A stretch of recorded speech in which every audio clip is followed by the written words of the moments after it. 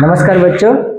आज आप लोग को डायग्राम के बारे में दिखाया जाएगा कि डायग्राम कैसे बनाए जाते हैं। एग्जाम में डायग्राम बहुत सारे पूछे जाते हैं।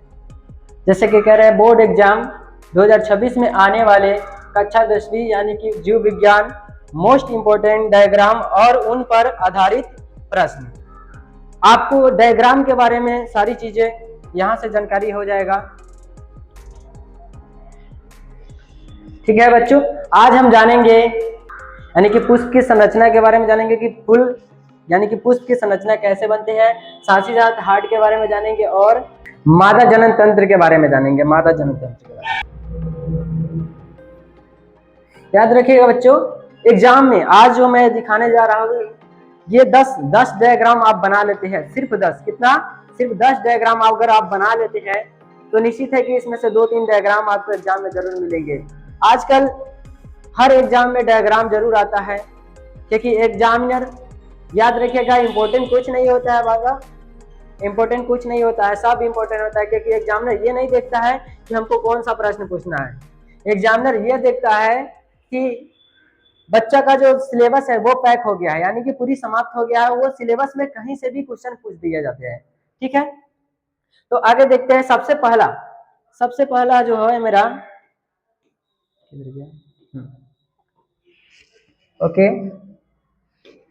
सबसे पहला है मानव पाचन तंत्र का, यानी कि मानव के पाचन तंत्र के बारे में। तो इसका डायग्राम बनाने का आप लोग को दूर होना चाहिए, सबसे पहले जरूरी है। ये एग्जाम में पूछ दिए जाते हैं कि मानव पाचन तंत्र का पूरी पाचन तंत्र यानी कि पूरी संरचना का डायग्राम बनाए। तो सबसे पहले आपको ऐसा डायग्राम बना लेना है, देख लीजिए। ठीक है, ऐसे हम पढ़ा दिए, ऐसा कोई बात नहीं है कि आपको नहीं पढ़ाया गया है। डायग्राम बनाने का सिखा दिया गया है, फिर से एक बार सिर्फ झलक मारना है, देखना है।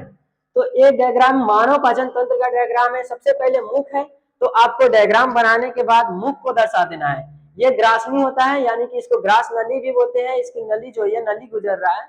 एक सेकेंड, सबसे पहले देखिए यहाँ पे मुख है, यहाँ से मुख होता है, यानी कि पाचन की क्रिया सबसे पहले स्टार्ट होता है तो मुख से स्टार्ट होता है। उसके बाद ये ग्रासनी है, यहाँ पे गलत लिखा गया है, इसको बोलते हैं ग्रासनी। क्या बोलते हैं बच्चों? ग्रासनी बोलते हैं, ग्रासनी। तो ग्रासनी है, ग्रासनी के द्वारा ये ग्रास नली होता है। याद रखिएगा, ये जो नली निकला है इसको ग्रास नली बोलते हैं, ग्रास नली, ग्रास नली। ओके, ये ग्रास नली हो गया। ग्रास नली से गुजरते गुजरते यहाँ पे पित्ताशय होता है। देखिए इसमें बहुत सारी चीज लिखा गया, उतना नहीं भी लिखिएगा तो कोई जरूरत नहीं है उतना लिखने की। सिर्फ आपको कम से कम 5-6 दर्शाना पड़ेगा। जैसे कि आप ये दर्शा सकते हैं, ये मुख है, ये वाली ग्रासनी है, पित्ताशय है, उसके बाद अंडाशय, उसके बाद मूत्र मार्ग, मल द्वार, मलाशय, छोटी आंत, आमाशय, ऐसे कुछ दर्शा सकते हैं। जैसे कि यहाँ पे देख सकते हैं ये वाला आमाशय, इसको बोलते हैं आमाशय यानी कि पेट। उसके बाद आप ये कह सकते हैं ये छोटी आंत है। उसके बाद ये मलाशय है, मलाशय दर्शा सकते हैं। मल द्वार नीचे जो आता है ना, ये मल द्वार है। मल द्वार के द्वारा जितने भी उत्सर्जित पदार्थ होते हैं वो बाहर निकल जाते हैं। याद रखिएगा, मल द्वार के द्वारा उत्सर्जित पदार्थ बाहर निकल जाते हैं। और ये इसमें जो जमा है, यहाँ से देखिएगा, यहाँ जो जमा है इसको बोलते हैं मलाशय। ये पूरी चीज, ये पूरी जो है ना, यहाँ पे मलाशय जमा रहता है। याद रखिएगा, ये गलत लिखा गया है, मलाशय। इसको क्या बोलते हैं? मलाशय, यानी कि यहाँ पे मलाशय जमा रहता है। याद रखिएगा, मलाशय जमा रहता है। तो आपको यहाँ पे मानव पाचन तंत्र में क्या क्या मुख्य रूप है? सबसे पहला है मुख, जो कि मुख पाचन तंत्र का जो आरंभ होता है ये मुख से होता है। और ग्रासनी, इसके मुख के ठीक पीछे वाला भाग ग्रासनी कहलाता है। उसके बाद ग्रास नली है, यानी कि मुख के द्वारा जो भोजन ग्रहण किया जाता है, ग्रास नली के द्वारा कहाँ पहुंचता है? तो कहिएगा सर आमाशय में पहुंचता है। कहाँ पे पहुंचता है? आमाशय में पहुंचता है। आमाशय के द्वारा फिर पित्ताशय में आता है, जहां पे पीत बनता है। याद रखिएगा, पित्ताशय में पीत बनता है। उसके बाद आमाशय से सीधे होते हुए छोटी आंत से बड़ी आंत, छोटी आंत में पिसाई होता है तो छोटी आंत दर्शा सकते हैं। उसके बाद बड़ी आंत, बड़ी आंत के बाद स्टोन होता है, यानी कि मलाशय होता है, जहां पे बहुत सारे मल, ये मलाशय है ना, ये वाला ये मलाशय है, जहां पे बहुत सारे मल जमा रहते हैं। क्या रहते हैं बच्चों? यहाँ पे मल जमा रहता है। ये देखिए यहाँ पे गंदा चीज है, यानी कि इसको कहते हैं मल। यहाँ पे मल जमा रहता है। और यहाँ से ये जो मल द्वार होता है, ये द्वार है, दिख रहा है, ठीक से देखिए यहाँ पे, ये जो द्वार है ये आपका मल हो गया। ये जो द्वार है, इस द्वार को क्या कहते हैं, तो इस द्वार को सर मल द्वार कहते हैं। क्या कहते हैं? मल द्वार।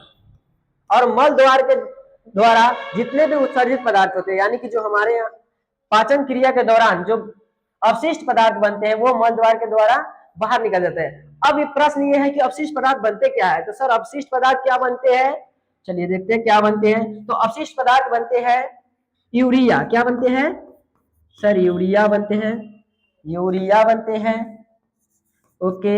उसके बाद यूरिक अम्ल बनते हैं, यूरिक यूरिक यूरिक यूरिक अम्ल, यूरिक अम्ल और यूरिक अम्ल। उसके बाद अमोनिया, अमोनिया अमोनिया अमोनिया। कितने चीज बनते हैं, तो सर उत्सर्जन के दौरान जब हमारा पाचन हो जाता है तो उसके बाद उत्सर्जित पदार्थ बनते हैं यूरिया, यूरिक अम्ल और अमोनिया। तीन चीज एग्जाम में पूछे जाते हैं, क्लास 10th के लिए स्पेशल है, एग्जाम में पूछे जाते हैं कि यूरिया, यूरिक अम्ल और अमोनिया, ये तीनों पूछे जाते हैं कि पाचन क्रिया के दौरान जो अपशिष्ट पदार्थ है, इसको क्या बोलते हैं सर? अपशिष्ट, अपशिष्ट बोलते हैं। क्या बोलते हैं बच्चों? अपशिष्ट।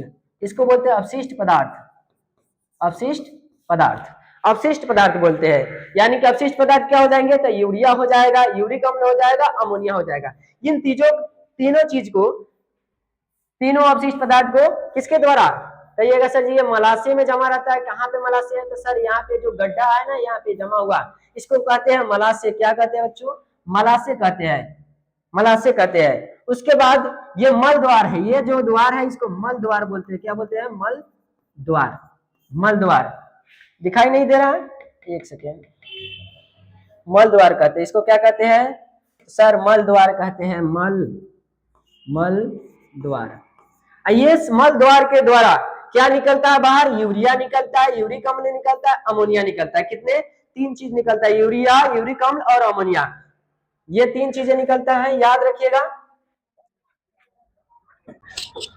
चलिए आप लोग को ये पॉइंट नंबर 1 सबसे पहले मुख लिखना है जी सर, यहाँ पे मुख लिखना है। 2 में आप क्या लिखना है, तो 2 में सर ग्रासनी लिखना है, ग्रासनी, ग्रासनी लिखना है, ग्रासनी। ग्रासनी के बाद 3 नंबर में ग्रास नली आप दर्शा सकते हैं, ग्रास नली, नली, ग्रास नली। 4 नंबर में आप ये कह सकते हैं अमाशय, अमाशय, अमाशय, अमाशय। 5 नंबर में ये कह सकते हैं मलाशय, मलाशय। 6 नंबर में कह सकते हैं मल द्वार। क्या कह सकते हैं? मल द्वार, मल द्वार, मल द्वार। आप चाहे तो 5 या 6 नाम दर्शा सकते हैं, 5 या 6। डायग्राम बना देना है, सिर्फ आपको क्या करना है, डायग्राम बना देना है। डायग्राम बनाने के बाद आपको 5 चीज लिख देना है। पहले मुख लिख देना है, ग्रासनी लिख देना है, ग्रास नली लिख देना है, अमाशय, ये अमाशय, अमाशय को दर्शा देना है। अमाशय के बाद पिताशय दर्शा सकते हैं, पिताशय के बाद कुछ नहीं करना, मलाशय और मल द्वार, बस इतना बना दीजिए, आपको 5 नंबर मिल जाएगा। सिर्फ डायग्राम पे 5 नंबर मिल जाएगा। क्लास 10th में डायग्राम पूछे जाते हैं जो कि 5 नंबर के होते हैं, और बस ये डायग्राम बनाने के बाद 5-6 बातें लिख देना पड़ता है और उसके बारे में दर्शा देना पड़ता है, आपको 5 नंबर पक्का मिलेगा। ठीक है, आगे देखते हैं। आगे बहुत सारा चित्र है, आपको सिर्फ कुछ चित्र को देख लेना है। सबसे पहले आगे है पुष्प की संरचना, पुष्प की संरचना। आगे आप फूल बना सकते हैं, यानी कि पुष्प बना दीजिए। एग्जाम में पूछे जाते हैं कि पुष्प की संरचना करे, यानी कि पुष्प की संरचना बनाए, आकृति बनाए। क्या बनाना है? आकृति बनाने के लिए बोल दिया जाता है आकृति, पुष्प की आकृति। किसका? पुष्प की आकृति पूछ लिया जाता है एग्जाम में। तो आपको पुष्प बना देना है। पुष्प बनाने के बाद दर्शा देना है कि ये पुंकेसर है, ये परागकोश है, ये तंतु है, इसमें बीजांड, ये देखिएगा यहाँ पे बीजांड है। ये क्या है? तो सर बीजांड है,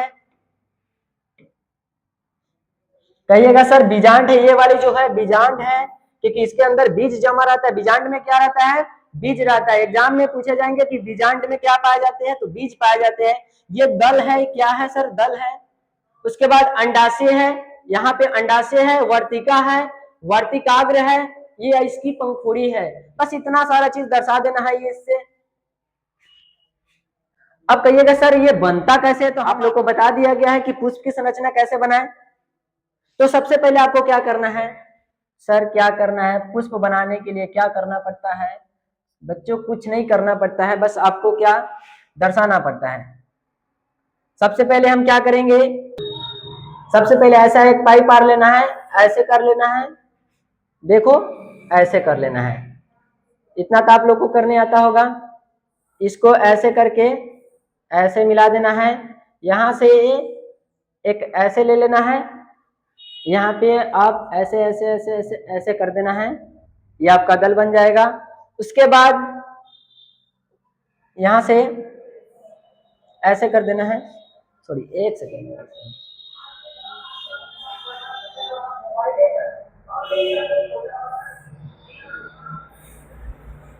ऐसे बना देना है, ठीक है, दिख रहा, ओके। अब यहां से कुछ नहीं करना है, यहां से आपको ऐसे ले लेना है और यहां से भी ऐसे ले लेना है और इसको ऐसे करके ऐसे मिला देना है, ठीक है, दिखाई दे रहा है, ओके। उसके बाद एक ऐसे कर देना है और एक ऐसे कर देना है, इतना तो आपको करने आता ही होगा। जी सर बिल्कुल आता है। उसके बाद ऐसे मिला देना है, उसके बाद इसको भी ऐसे मिला देना है, ठीक है, ठीक है, दिख रहा है। बस पुष्प की संरचना बड़ी बहुत आसान होता है, बहुत आसान होता है। बस इसको ऐसे कर देना है, इसमें भी एक पाई खींच देना है, इसमें भी एक पाई खींच देना है, इसमें भी एक पाई खींच देना है और यहाँ पे मोटा बिंदु याद रखिएगा, यहाँ पे सर कलर चेंज कर दे, एक सेकेंड, ओके ओके। यहाँ पे क्या करना है सर, बिंदु दे देना है, क्या दे देना है, तो बिंदु दे देना है, बिंदु दे देना है, चारों पे बिंदु दे देना है, दिख रहा है, दिख रहा है, ओके। यहाँ पे क्या बनता है सर, यहाँ पे बीजांड बनता है, क्या बनता है, बीजांड बनता है, तो बीजांड बना देते हैं। बीजांड कैसे बनता है सर, बीजांड कैसे बनता है, बीजांड कैसे बनता है, तो बीजांड के लिए आप कुछ नहीं करना पड़ता है, अब यहाँ पे दर्शा देना पड़ता है, ऐसे ऐसे ऐसे घुमा के ऐसे ऐसे बीज बना देना है, ठीक है।